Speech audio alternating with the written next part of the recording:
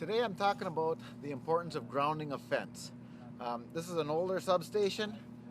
About a month ago it had a ground fault that happened and electricity just blew up, and you can see how the electricity went through this fence and exploded some of the fittings where there was moisture. It's electricity that did this. And you can tell this fence was not properly grounded, and as you walk along this thing you can see where it's just exploding this whole fence apart. All the fittings are just being blown right apart. It just got blown right apart, this whole fence here. And my purpose is this fence actually was not grounded properly, and now that they're building a new substation, they're building it with better grounding systems, and you can tell now this side didn't get blown apart, but because the explosion was on the other end. All these posts were set in concrete. You can see the concrete here. Well, concrete works as an insulator, so that's why this fence was not properly grounded.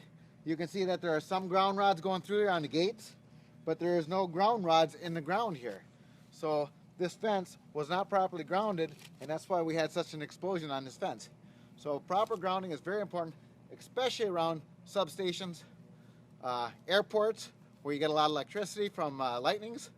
If someone's holding on to that fence, they're going to get knocked on their ass. Oops, probably shouldn't have said that. At this new substation that we're putting up right now, you can see where the proper grounding's in. They've got ground wire going through this whole thing underneath the grids. It looked like they're about 10 feet apart and all the way around the whole fence. So this fence is also getting grounded to the ground rods to make that fence very much safer. So if someone's touching it, if there is someone, some electricity that's going through it, it's going to be grounded to the ground and won't kill the person. This is the ground rod going through here. It goes underneath the ground. It's all going to get buried, and it's all copper ground rods or ground wire. And if you looked over by the gate over here, you see where it's all meshed together, the proper grounding here, and she's all grounded right into the fence, all the way up the fence.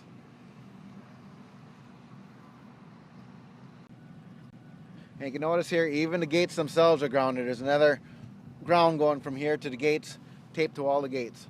So the gates and the fence is all grounded. It makes a complete job here and should be very safe.